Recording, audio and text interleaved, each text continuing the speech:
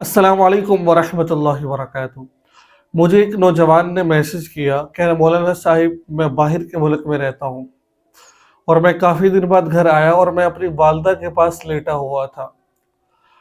कुछ हुआ ऐसे कि मुझे शहवत आई और वालदा के जिस्म के साथ जिस्म टच हुआ और मेरा इंज़ाल हो गया, यानी कि मैं डिस्चार्ज हो गया।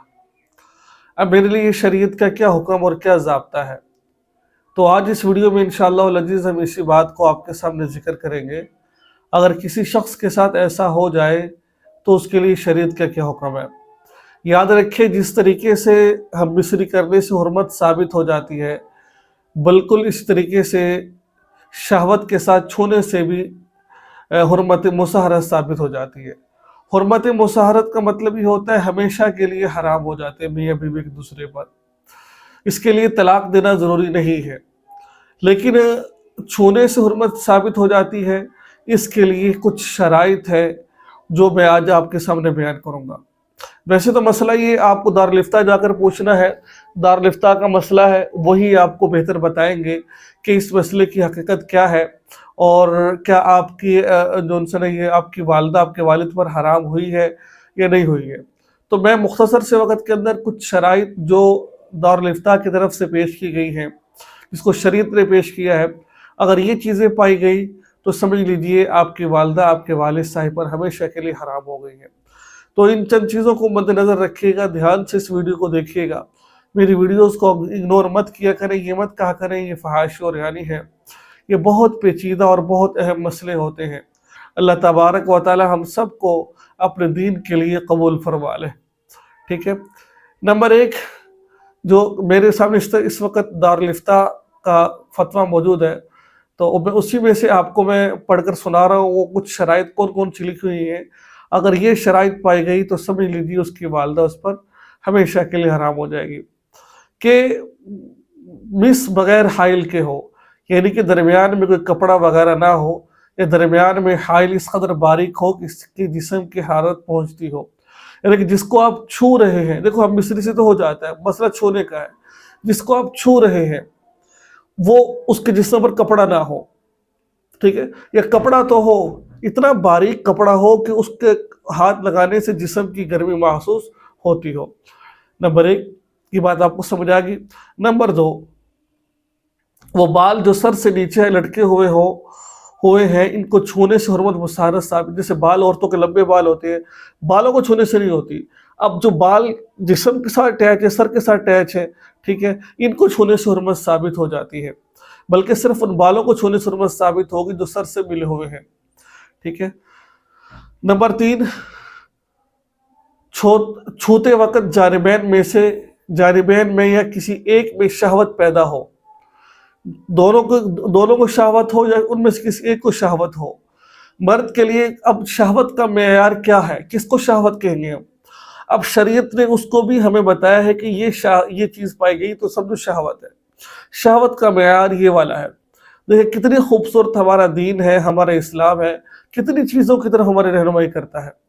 फरमाया कि शहवत का मेयार ये है कि इसके आला तनासुल में इंतशार पैदा हो जाए, यानी कि वो जो मर्द का आला तनासुल है वो इंतशार हो, वो जो ना वो अपने खड़ा हो जाए। सीधे अल्फाज में मैं कहता हूँ मैं, ठीक है, इंतशार हो, खड़ा होना अलग मसला है कि वो जो उनसे ना इंतशार आ जाए उसके अंदर। यानी कि जैसे मर्दों को पता है जब शहवत आती है तो इंतशार आता है, और अगर आला तनासुल पहले से ही मुंतशिर हो तो इसमें इजाफा हो जाए, यानी कि आला तनासुल पहले से ही वो मुंतशिर था, पहले से ही वो तैयार था।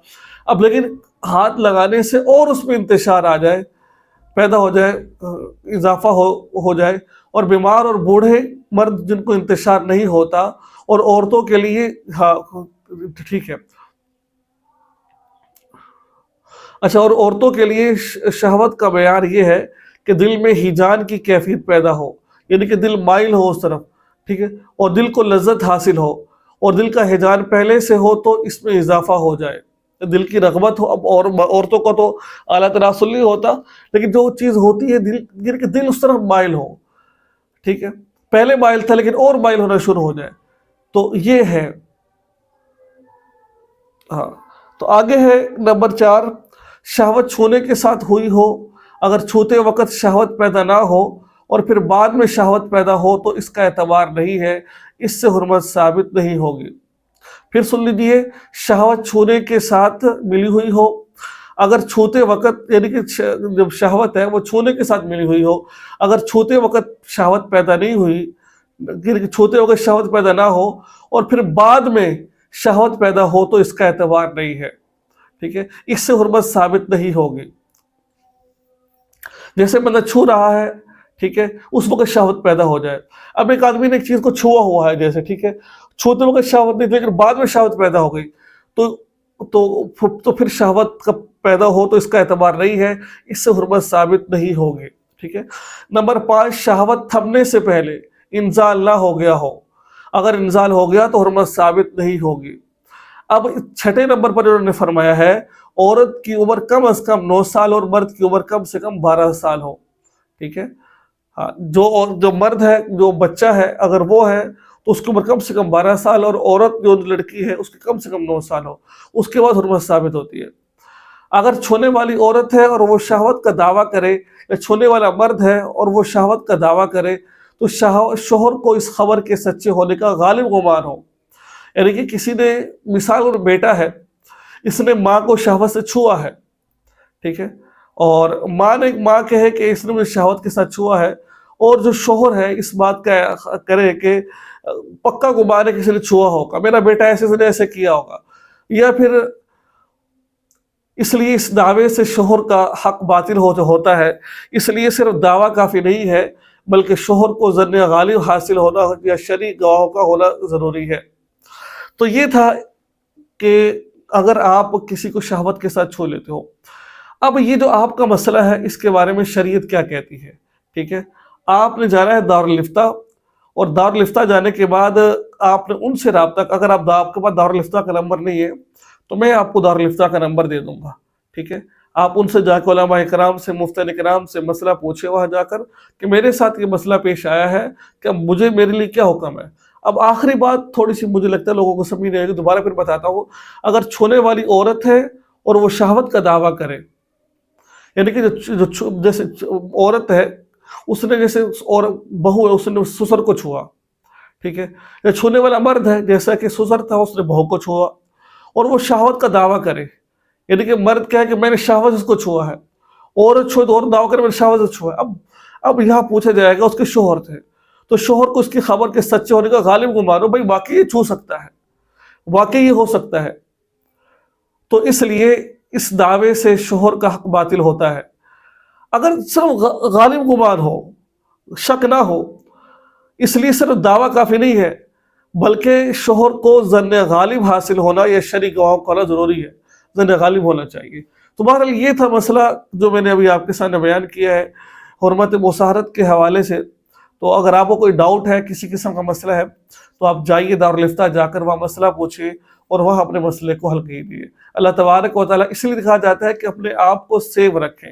کوئی حق بنتا ہے بیٹا ماں کے ساتھ سو رہا ہے، ٹھیک ہے، کوئی حق بنتا ہے کہ بہن بھائی اکٹھے سو رہے ہیں، یار کچھ تو خدا کا خوف کرو یار، دین کو مد نظر رکھو، اللہ نہ کرے، دیکھیں نا جو صورتحال ان کی پیدا ہو گئی ہے، اس سے یہی لگتا ہے کہ حرمت ثابت ہو جائے گی۔ آگے واللہ عالم، مفتی کرام فیصلہ کریں گے کیا فیصلہ ہے، کیونکہ میرے اکیلے کی بات نہیں ہے، بعض دفعہ بندہ کچھ اور پوچھا ہوتا ہے، مسئلہ کچھ اور ہوتا ہے، وہاں جائیں گے علماء کرام سے پوچھیں گے، سارے مسئلے کو رکھیں گے، پھر جا کے مسئلے کو بتایا جائے گا۔ اللہ تعالیٰ ہم سب کی حفاظت فرمائے، اور علماء کرام سے رابطہ رکھا کریں اور ان سے پوچھتے رہا کریں تو آپ کو فائدہ ہے، ٹھیک ہے۔ دعا میں یاد رکھیں۔ السلام علیکم ورحمۃ اللہ وبرکاتہ۔